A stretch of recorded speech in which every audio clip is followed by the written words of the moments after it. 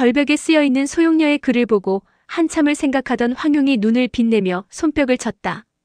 과야, 정말 다행이다, 다행이야. 그 말에 양과가 떨리는 목소리로 물었다. 왜요? 뭐가 다행인데요? 용낭자가 남의 신이를 만난 게 틀림없다. 양과는 황용의 말이 무슨 뜻인지 몰라 의아한 표정을 지었다. 남의 신이가 누군데요? 남의 신이는 불교의 성인으로 불리는 분이시다. 불법과 무공이 신의 경지에 이른 분이지. 중원에 나오는 법이 거의 없기 때문에 그분의 이름을 아는 사람이 없단다. 예전에 우리 아버지가 그분을 딱 한 번 뵌 적이 있었는데 그때 배운 장법덕을 정말 많이 보셨지. 맞아, 그때가 분명 32년 전 일이야. 양과는 반신반의하는 표정으로 황용을 따라 32년이라는 말을 중얼거렸다. 그래, 그분은 지금 아마 100살 정도는 되었을 거다. 아버지께서는 그분이 16년 만에 한 번씩 중원에 나온다고 하셨어. 나쁜 사람은 그분을 만나면 벌을 받고 착한 사람은 자비를 얻는다고 하셨지. 용낭자가 그분을 만난 게 틀림없어. 1등 대사 역시 남의 신리를 직접 본 적은 없지만 남의 신리에 관한 이야기를 들은 적 있다고 했다. 1등 대사가 황용의 추측이 꽤 가능성 높다고 하자 양과는 당장이라도 남해로 소용녀를 찾으러 가겠다고 했다. 말도 안 되는 소리 하지 마라. 남의 신리가 사는 곳에 외부인이 발을 들여놓을 수 있을 것 같니? 특히나 남자가 그곳에 발을 들여놓으면 큰 화를 입는다고 들었다. 아버지께서도 그분의 은혜를 입은 후 다시 한번 뵙고 싶어 했지만 감히 그분이 사는 곳에 찾아갈 생각은 하지도 못하셨다. 16년 후에 다시 온다지 않니? 16년 생각보다 금방 지나간다. 그러니 서두르지 말아라. 양과는 한참 동안 고개를 숙인 채 생각에 잠겼다. 양과가 죽음을 받아들일 각오를 한 것은 천축승이 죽었다는 말을 듣고 더 이상 소용녀를 치료할 방법이 없다고 생각했기 때문이다. 그러나 이제 16년 후에 다시 소용녀를 만날 수 있다고 생각하니 삶에 대한 의지가 생겼다.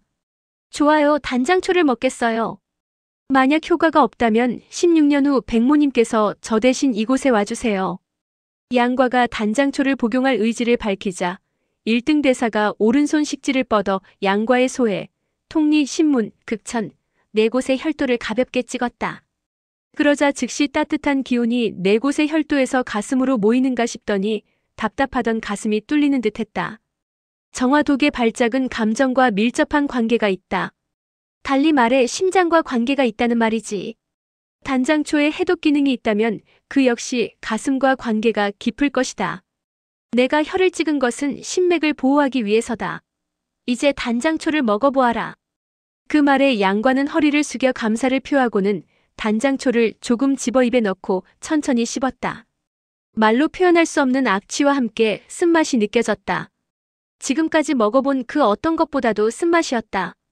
양과는 조금 씹다가 그대로 삼켜버렸다. 그러곤 그 자리에 가부좌를 틀고 앉아 내공을 운기에 신맥과 단전을 보호했다. 그런데 갑자기 배가 참을 수 없이 아파왔다. 마치 수천 수만 개의 바늘이 배를 쿡쿡 찌르는 것 같고 창자가 마디마디 끊기는 것 같기도 했다. 단장초라는 이름이 괜히 붙은 게 아니었다. 그러나 양과는 이를 악물고 비명소리 한 번 내지 않았다. 얼마나 지났을까 통증이 전신으로 퍼져 온몸 구석구석이 참을 수 없이 아팠다. 그러나 가슴은 여전히 따뜻하고 편안했다. 1등 대사의 일양지 신공이 얼마나 대단한지 알 수 있었다. 통증은 반 시즌이 넘게 계속되었다. 한참이 지나자 통증이 다시 복부에 집중되는가 싶더니 그대로 피를 왈칵 토해냈다. 일반인의 피보다 훨씬 선명하고 짙은 선홍색이었다. 그 모습에 정령과 육무상 등은 놀라서 소리를 질렀지만 1등 대사의 얼굴에는 도리어 희색이 감돌았다.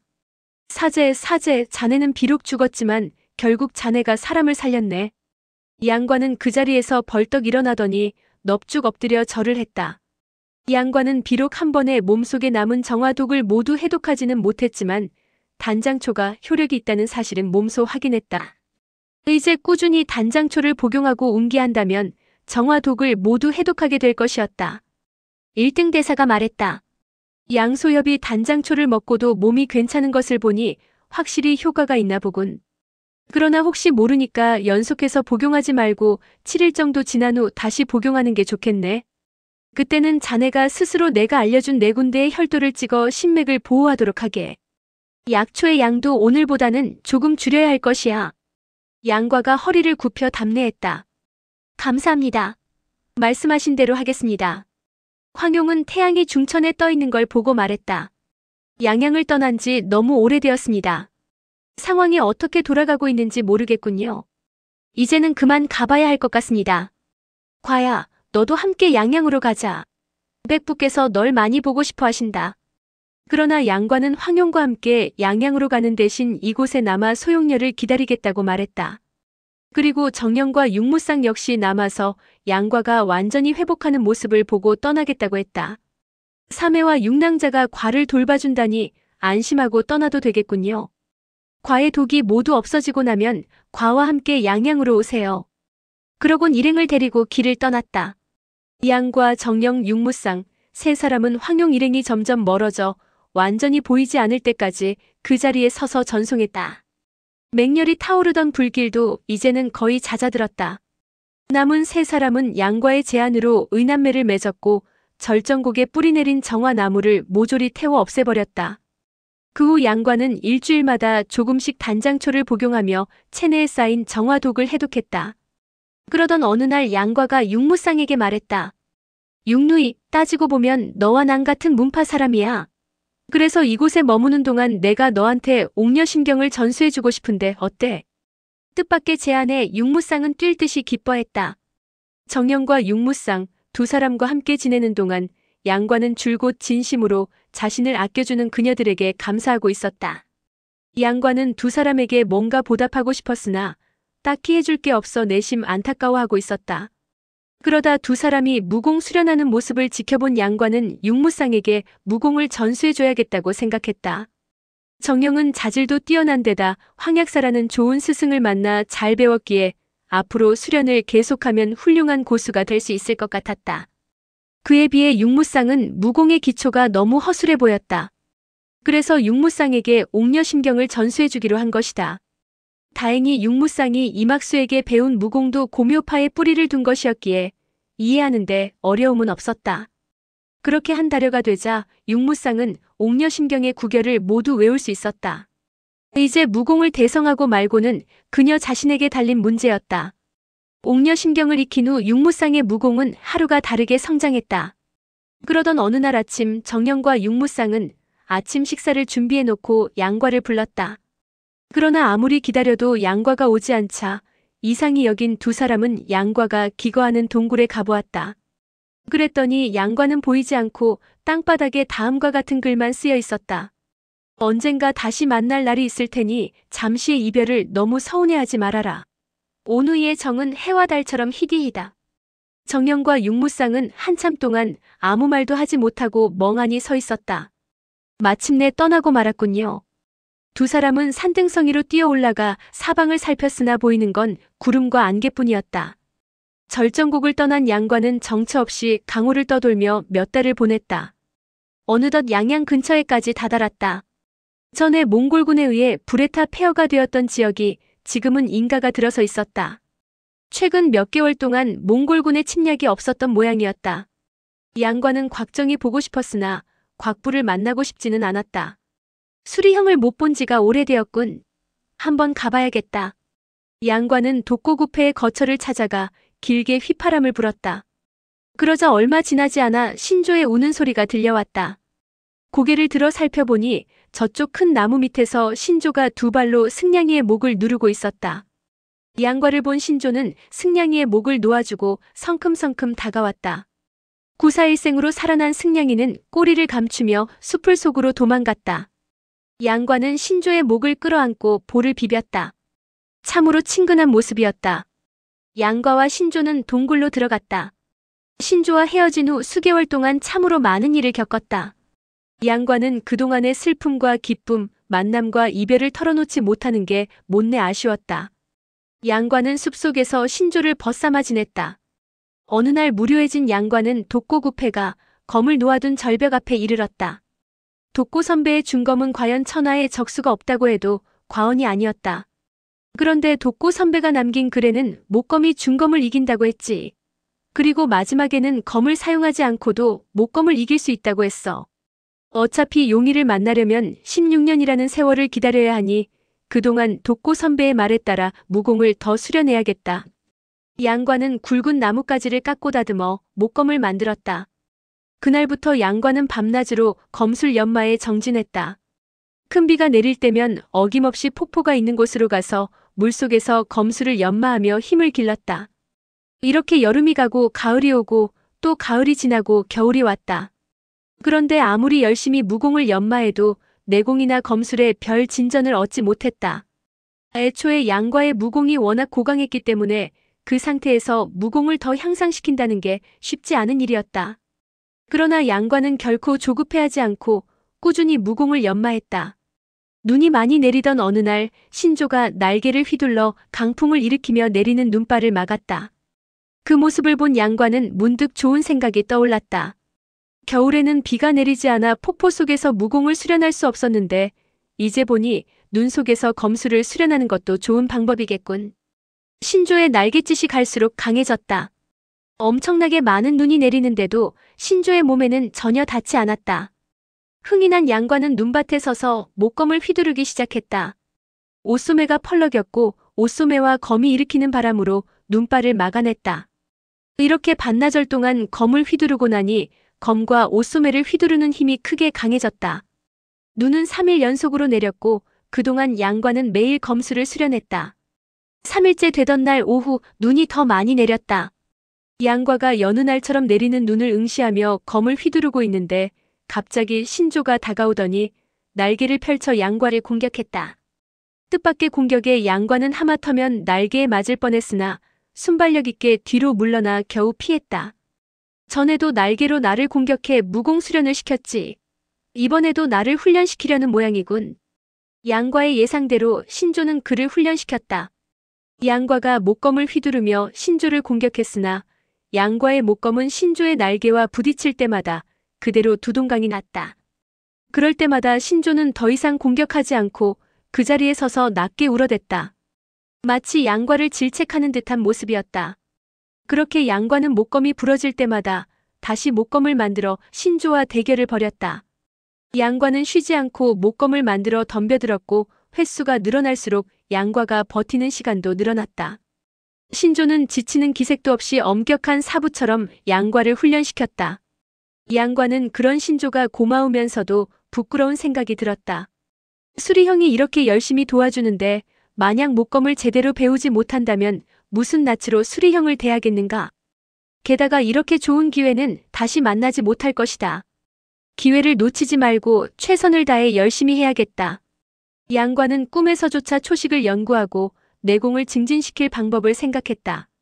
무공 수련에 전념하다 보니 소용녀에 대한 그리움도 덜해져 전처럼 힘들지 않게 견딜 수 있었다. 그렇게 겨울이 깊어가고 있었다. 어느덧 소용녀와 헤어진 지도 1년이 훌쩍 넘었다. 수리형, 절정곡에 한번 다녀와야겠어요. 양과는 신조와 작별 인사를 나눈 후 목검을 들고 길을 나섰다. 신조는 갈림길까지 따라 나왔다. 양과는 신조를 향해 읍한 후 북쪽으로 난 큰 길을 향해 발걸음을 옮겼다. 그러나 이상하게도 신조가 양과의 옷을 물고 늘어지더니 남쪽으로 끌고 가는 게 아닌가. 수리형, 난 북쪽으로 가야 해요. 수리형은 이제 그만 돌아가세요. 그러나 신조는 여전히 양과를 남쪽으로 끌고 가려 했다. 수리형, 전에는 내 말을 잘 이해하는 것 같았는데 오늘따라 왜 이렇게 고집을 부리시는 거죠? 그러나 말이 통하지 않기 때문에 하는 수 없이 신조에게 끌려 남쪽으로 향했다. 신조는 양과가 순순히 자신을 따라오자 물고 있던 양과의 옷을 놓아주었다. 그러나 양과가 북쪽으로 방향을 틀기만 하면 곧장 옷을 물고 놓아주지 않았다.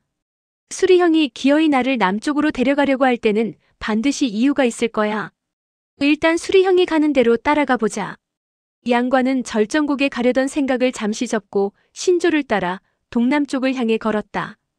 그렇게 양과가 신조를 따라 나선 지 2달여가 지났을 때 그들은 동해의 한 바닷가에 도착했다. 양과는 해변가의 바위 위에 올라서서 먼 바다를 바라보았다.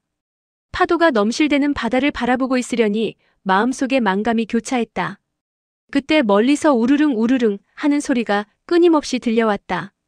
양과는 어릴 때 도화도에 살았기 때문에 밀물이 밀려들 때 이런 소리가 난다는 걸 잘 알고 있었다. 매일 자시와 옷이 2차례 만조가 되는데 지금이 마침 그 시간이었다.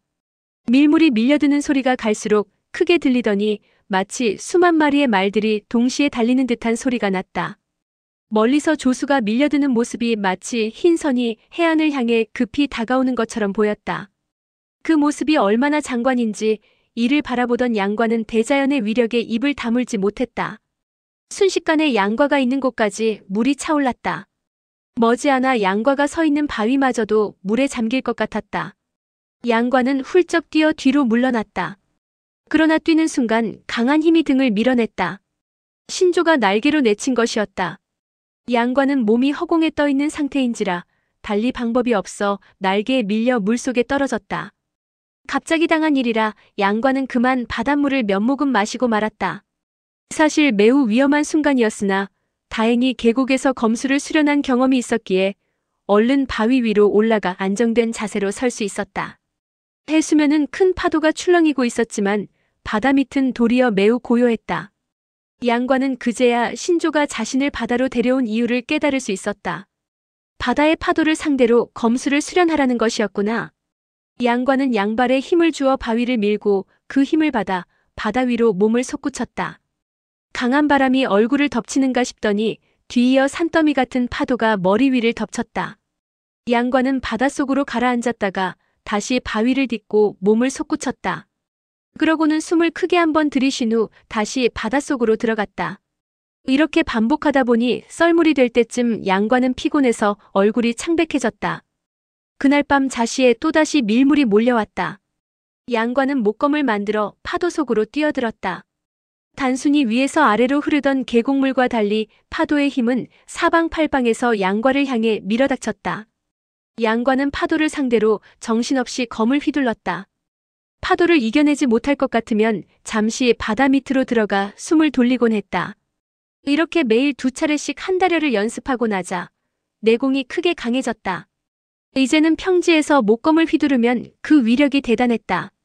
신조를 상대로 검수를 수련할 때도 전과 달리 양과가 신조의 날개를 피하는 게 아니라 신조가 양과의 검을 정면으로 받아내지 못하고 옆으로 피해 다녔다. 하루는 양과가 신조를 상대로 검수를 수련하다가 흥이 난 나머지 미처 힘을 거두지 못하고 있는 힘껏 신조의 날개를 쳤다. 신조가 큰 소리를 지르며 피하자 양과의 목검이 옆에 있던 작은 나무를 치게 되었다. 목검이 부러지는 건 당연했지만 놀랍게도 나무 역시 부러졌다. 놀랍군. 이렇게 가볍고 얇은 목검으로 나무를 부러뜨리다니. 이대로 계속해서 수련하면 언젠가는 검은 부러지지 않고 나무만 부러지는 날이 오겠지. 그렇게 되면 독고구패 선배의 수준에 조금 더 가까워지겠지. 그렇게 세월은 물같이 흘러 어느덧 봄이 가고 여름이 가고 가을이 왔다. 양과는 날마다 밀물때가 되면 파도를 상대로 검수를 수련했다. 밤이나 낮이나 비가 오나 눈이 오나 수련을 게을리하지 않았다. 목검을 휘두를 때 나는 소리가 갈수록 커져 우레와 같은 소리가 나더니 나중에는 소리가 점점 가벼워졌고 결국에는 아무리 힘있게 검을 휘둘러도 아무런 소리도 나지 않게 되었다. 또 몇 개월이 지나갔다. 검을 휘두를 때 나는 소리가 한동안 커졌다가 한동안 작아졌다를 몇 차례 반복했다. 이 주기가 7번 반복되고 나니 마침내 소리를 내고 싶으면 소리가 나고 내고 싶지 않으면 나지 않도록 조절할 수 있었다. 어느덧 바닷가에 와서 무공을 수련한 지 6년이 지났다. 이제 양과는 손에 목검을 들고 파도에 맞서 휘두르면 검이 일으키는 질풍이 거친 파도의 힘을 거뜬히 이겨낼 수 있을 정도가 되었다. 양과는 이제 독고구패의 심정을 이해할 수 있을 것 같았다. 이제 내 검은 천하무적이라 해도 과언이 아닐 정도다. 그런데 오히려 허무하고 적막하구나. 이제 독고구패가 검을 묻고 산속에 은거한 심정을 조금은 이해할 수 있겠다. 만약 그때 수리 형이 독고구패 선배의 무공을 내게 전수해주지 않았다면 어찌 지금의 내가 있을 수 있겠는가? 수리 형이라고 부르고 있지만 실은 내 스승인 셈이다. 그렇게 또 시간은 흘렀고 비가 오고 바람이 불던 어느 날 양과는 문득 이곳을 떠나야겠다고 생각했다. 양과는 그 길로 새로 목검을 만들어 허리에 차고 신조와 함께 서쪽을 향해 길을 나섰다. 그 후 몇 년 동안 양과는 발길 닿는 대로 중원의 강남 지역을 떠돌아다녔다. 그리고 언젠가부터 강호의 한 협객의 소문이 퍼지기 시작했다. 볼품없는 외모를 지닌 큰수리와 함께 다니는 외파리 무사의 이야기였다. 탐관 우리로부터 억울한 백성을 구해준 일, 힘만 믿고 힘없는 백성들을 약탈하는 무례배들을 물리친 일등이 입에서 입으로 퍼져나갔다. 그리고 언젠가부터 사람들은 그를 신조대엽이라 불렀다. 오늘의 영상은 여기까지입니다. 영상이 도움이 되셨다면 구독과 좋아요, 알람 설정 부탁드립니다. 시청해주셔서 감사합니다.